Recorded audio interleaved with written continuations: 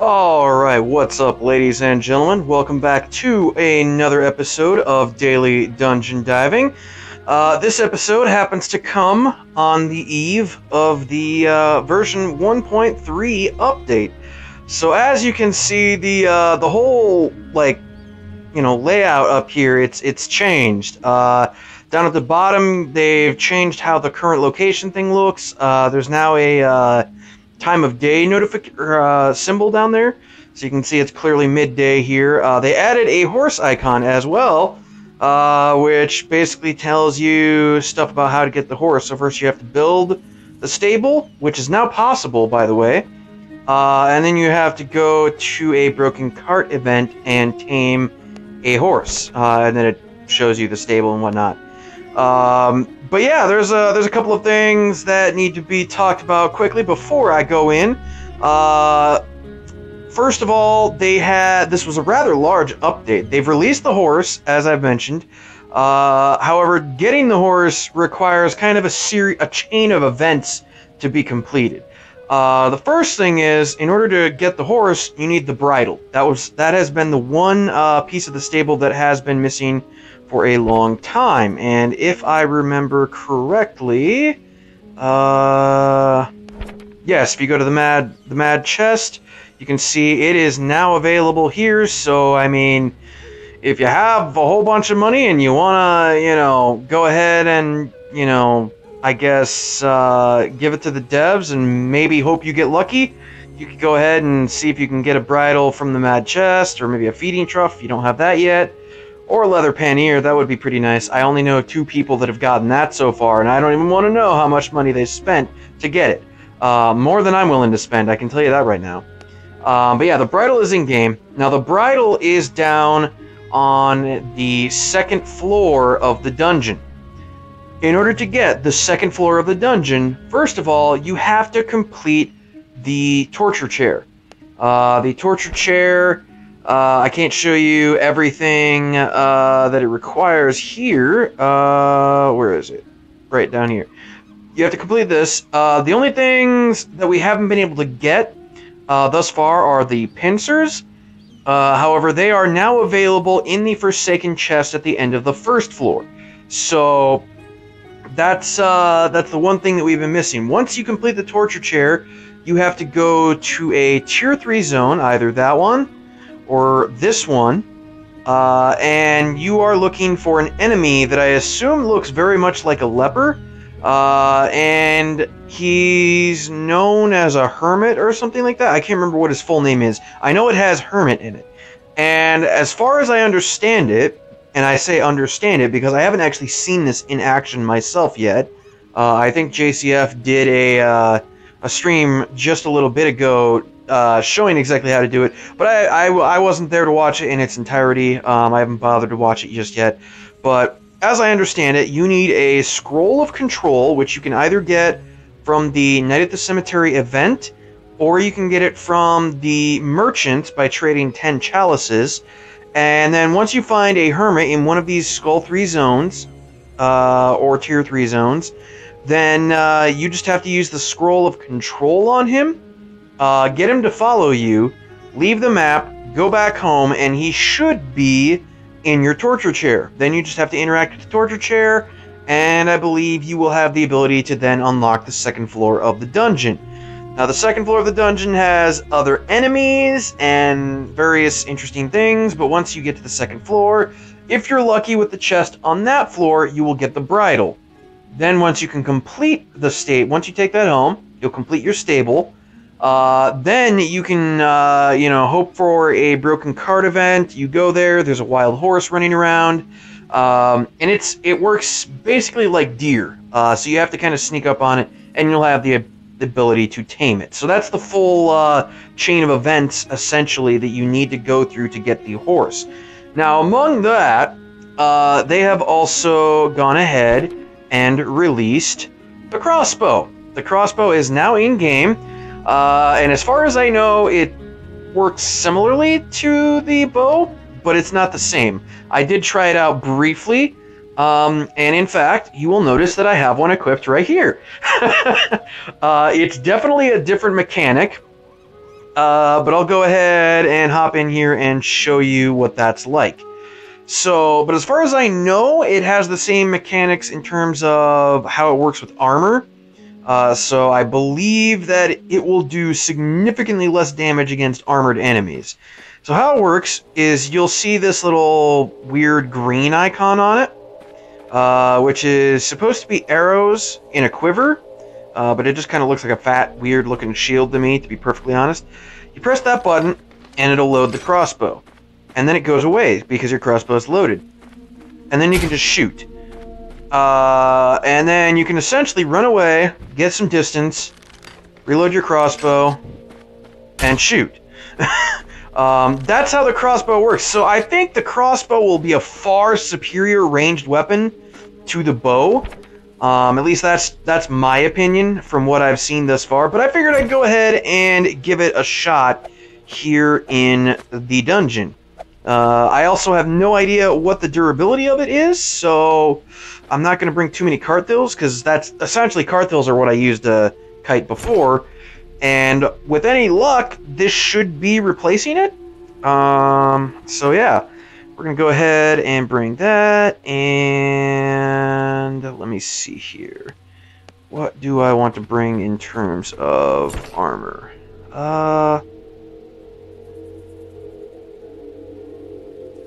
Guess I will be bringing these. And what's my armor at right now? Not super great. So yeah, I suppose I'll go ahead and bring these.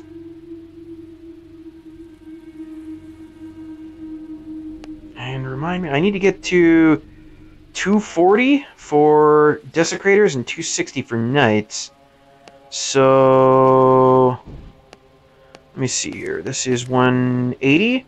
So I would need, oh well, take that off. I would need another 90, which isn't going to happen from that helm.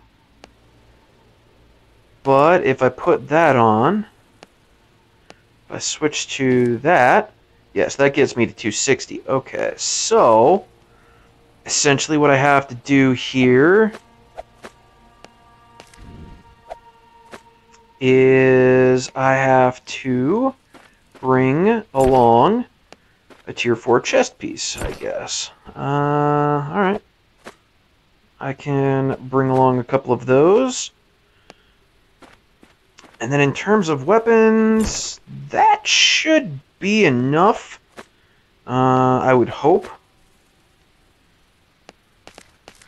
But yeah, we'll just have to see, I suppose. And then I don't remember if I had anything down here. It's been a while since I played, guys. I'll warn you of that quickly. It has been a while since I played, and largely because, to be perfectly honest, I was burnt out on the game even before the dungeons came out. It was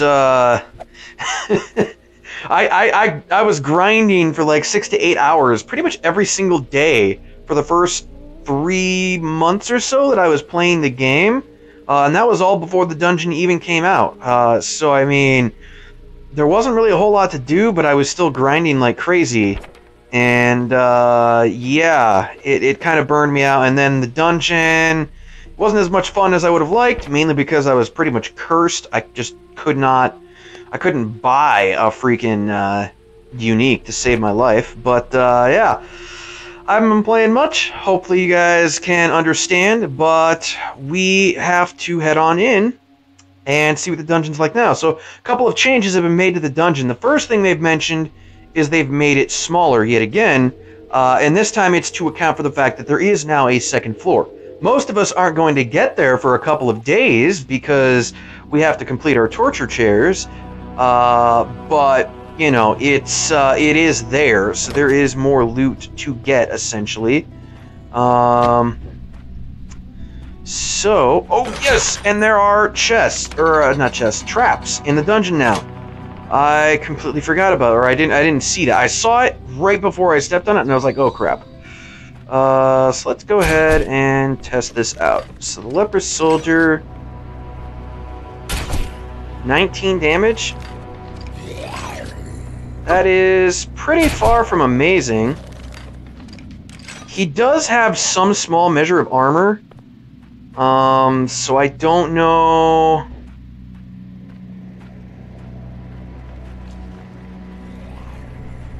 how much that is affecting it, because it's supposed to have 32 damage.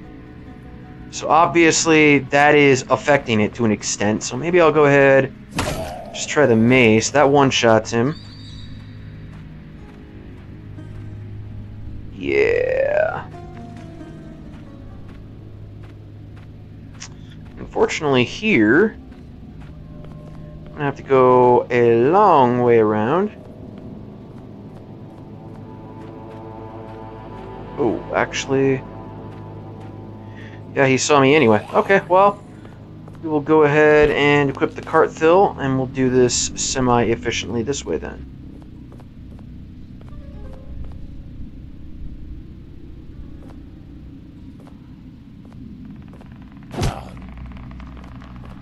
Okay, yeah, this does 19 damage to him as well. So...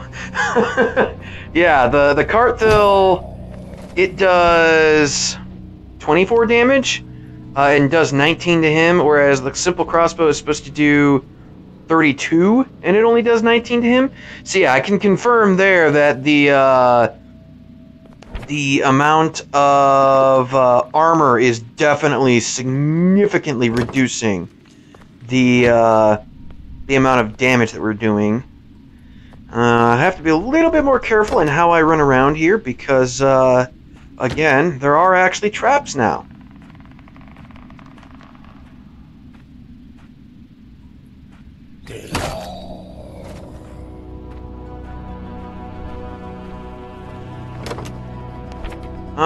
And I mean, honestly, I could just go ahead and use the crossbow here.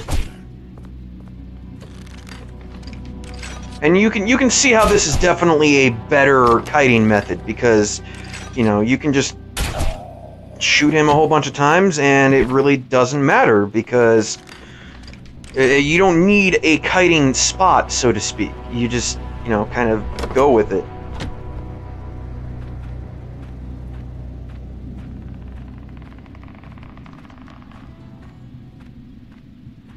But at the same time, if I can do this, you know, this works as well.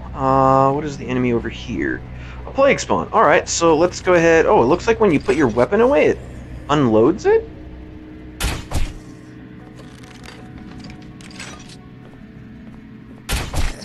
Yeah, unfortunately, the crossbow does 32 damage, which leaves the plague spawn with 1 HP. So that's not really ideal. But we can work around it, I suppose. So let me just confirm that. Yeah, whenever you switch weapons, it will unload the crossbow. Oh shit, I didn't even see that trap there. God damn it. Yeah, so that's gonna take some getting used to. Being on the lookout for traps. Like, it just blended into the floor to me. I wasn't even... It didn't even register in my mind that it was there. Oh my goodness. That was, that was kind of embarrassing, to be perfectly honest. But yeah, so the traps are, you know, a thing. And they're not really a major issue on their own, but if you're obviously being chased by enemies, they become a problem. Because you're stuck and you can't do anything until you get out of the trap. So, if you're getting, you know, followed by a Forsaken or a Desecrator and you happen to get yourself stuck in a trap, well, that's going to be a little bit of an issue. And then one of the other uses of the crossbow, potentially, is potentially you can use it to pull enemies from rooms as well. So that's kind of another potential thing that we might end up using the crossbow for, is just pulling a small group of enemies. And let me go ahead and demonstrate that real quick. Oh, maybe not. Okay, never mind. If that possessed wants to come out on his own, that's perfectly fine with me.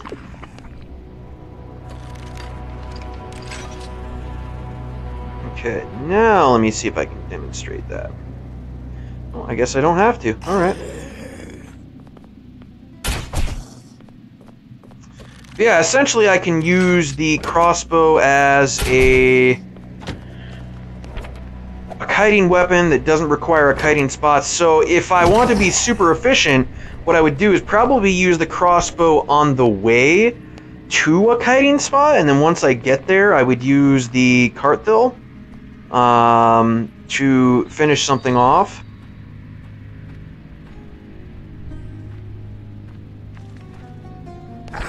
But yeah, for the time being, I believe that, you know, we'll just kind of stick to the old Carthill strategy. I think that works better for the most part.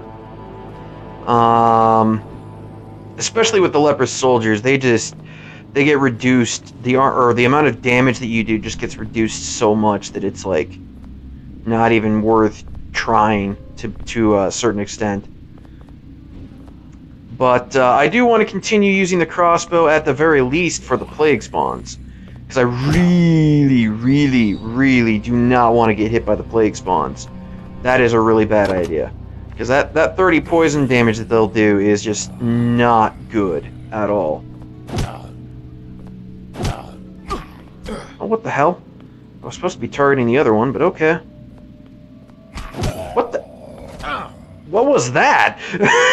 Why would you go all the way around and then through the other enemy to do that? Okay, that was just, yeah. Once again, the game is doing some things I don't like, but you know, oh well.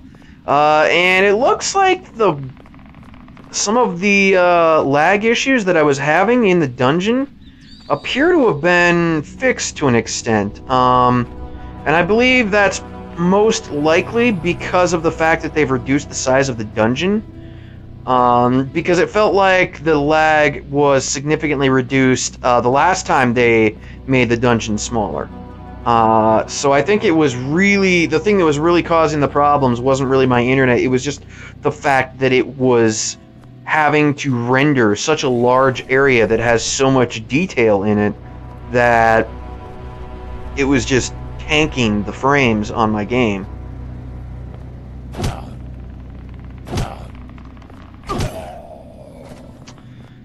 But yeah, so far this is working out pretty well. I quite like this. And I think the crossbow is a pretty decent addition. I mean, it's not the most amazing weapon ever. I wouldn't use it outside of the dungeon, I don't think. But it's still pretty nice.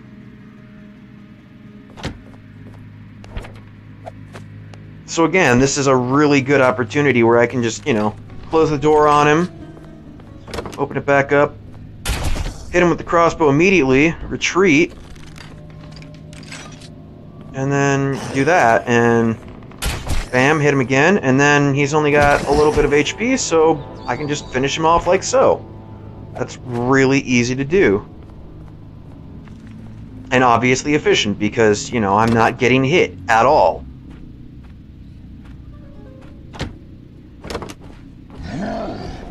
That's a little bit of an issue. Oh, yeah. Oh, that's a really big issue. Yep, because I got stuck there. However, the Forsaken... actually, I'll go ahead and do a test, just because I do actually want to test this. Ooh, that reload speed, pretty not good. Okay, so that does 10 damage. Yeah, that's not exactly ideal at all.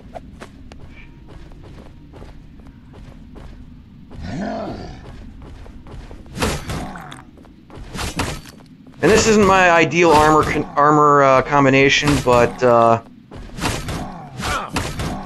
for the time being, it'll do. I was just more concerned with actually getting him killed than anything else.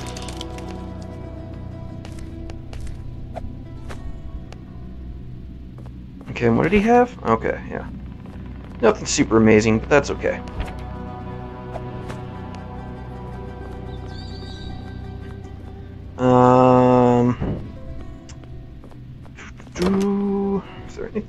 else of significant importance to talk to or talk about? I mean, there are a couple of things, but I don't really know how I would want to begin talking about some of them.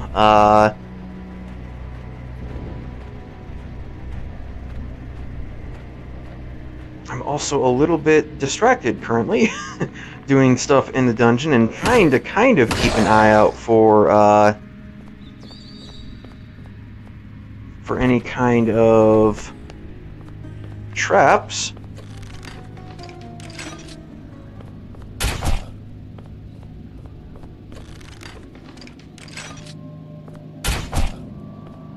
So again, while the crossbow isn't exactly ideal, I can essentially get an enemy down to 1 HP, or, you know, wherever they're, you know, within range of getting killed in a single hit. I can get them down to that range, and then just switch to the Carthill and kill an enemy that way. That works for all the slow enemies, so yeah, I would say the crossbow is, you know, it's pretty good for what it does. I don't think it's ever going to be, you know, a staple weapon in most circumstances, but it's certainly effective at what it does do. And that is pretty much just allowing you to deal with slow enemies and take no damage.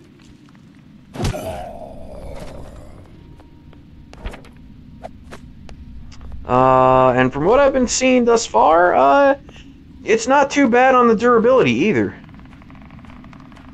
I can't say exactly what its durability is just yet, but suffice to say it is not super crap. That much I can tell you right now.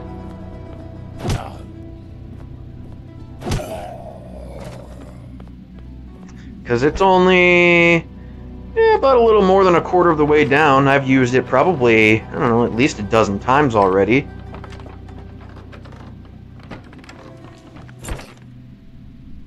Okay, that's all good stuff. And the fact that they've actually made the dungeon smaller also makes me a little bit wary of the fact that AIs can still spawn here in the dungeon, as far as I know. So we have to be a little bit wary of that. They've probably sped up the timer that will determine whether or not an AI spawns.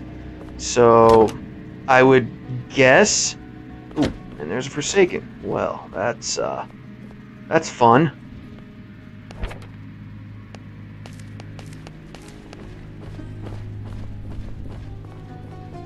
Oops, almost forgot where the doorway was. I want to get my elixirs or my bitter tinctures equipped here. Oops, I didn't mean to actually do that.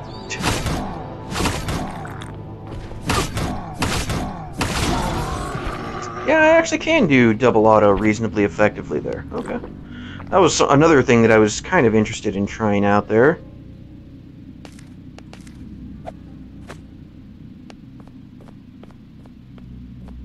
So, thus far, that's been, what, 2 Forsaken?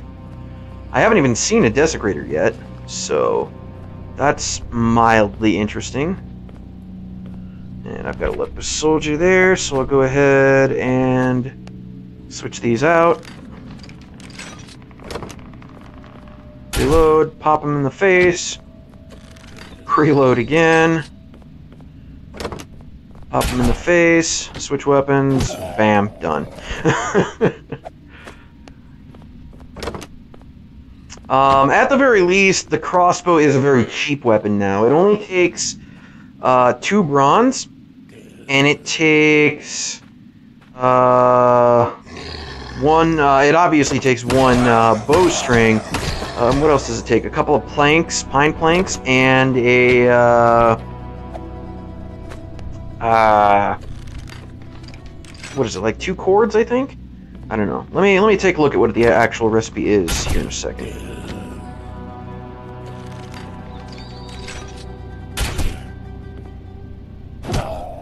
just like the action of it. Like, you know, you can reload whenever you want, so you're not stuck in a recovery animation after the attack. Because that's the real the thing that's the downfall of a lot of weapons, is just like you're stuck in the recovery of the attack for so long that it just tanks your DPS because you can't do many attacks very quickly.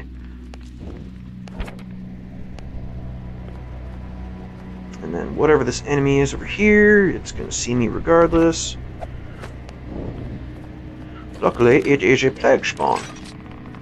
So I can shoot him in the face, get on the other side of the door, reload, open the door, shoot him in the face again, and he's dead. Yeah, I kind of wish the crossbow just had one more damage, just one more, and then it would be super great for dealing with plague spawns, but can't always get what you want, so we'll just have to make do with what we do have. And what we do have is still a really effective weapon. You know, for what it does, it's really effective.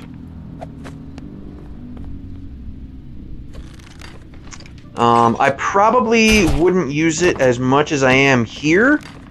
But again, I'm trying to get some information. I want to see exactly how durable it actually is. So once I've actually gone through the dungeon here, I'll go ahead and review the video, and I'll count up all the hits, and I'll figure out what the durability is on it.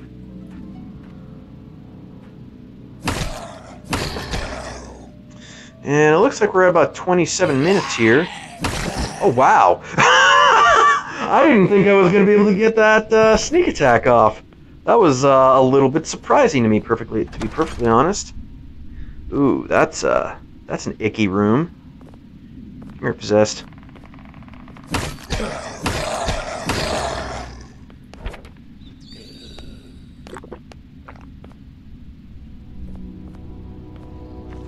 Yeah, that's an icky room for sure. I think this is a slower enemy. Yeah, it's a leper soldier. Alright, sweet. So we will pull him out. There's a little bit of lag, but that's kind of to be expected. I mean, they just did a big update, so there's probably still some optimization issues and whatnot that are in the code.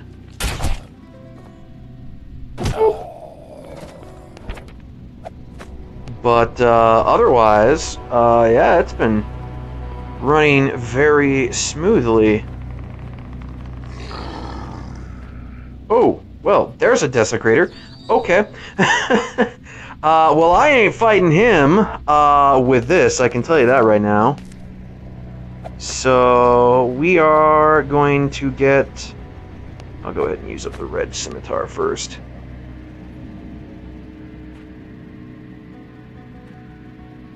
There we go. Come on over here, Desecrator. And I'm not exactly at full health, so I have to keep that in mind. I should be fine, though.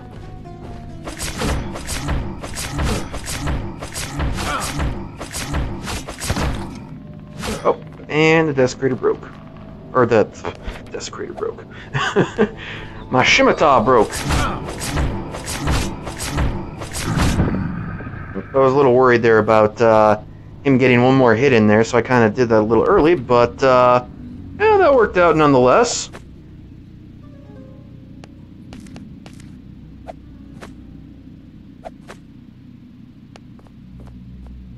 Alrighty then, so from there,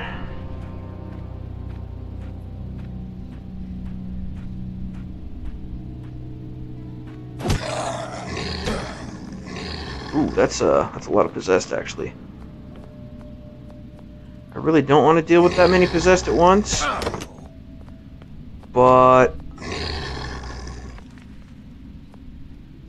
I guess I'm gonna have to. Alright.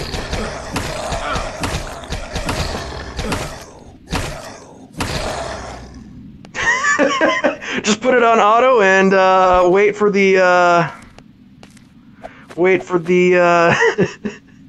the health to go down enough that I could use a bitter tincture there. But yeah, I'm actually a little lowish. I came in here a little lowish on food, and I'll probably want to grab another cart fill. Yeah, the fact that my cart though wore out before the crossbow has, even gotten below halfway, seems like a win-win there for the durability, in my opinion. So yeah, that's actually pretty nice. Let me go ahead and do that, and I think I'm gonna grab the stuff in this chest, and I'm gonna put it in a chest closer to the entrance. And ooh, there's a trap right there that I almost didn't see. And I probably ran past it about 2 or 3 times already, and I never saw it. Yeah, those things just blend right into the floor. It's just gray on gray. That's a little scary. And I guess I'll take as much as I can from these corpses. Oh, and I never even opened up whatever this room is. Let's go ahead and open that up real quick. Just a room with enemies and possibly a chest in there. Go ahead and take that, and I'm going to stuff all the things in this chest up here, I believe.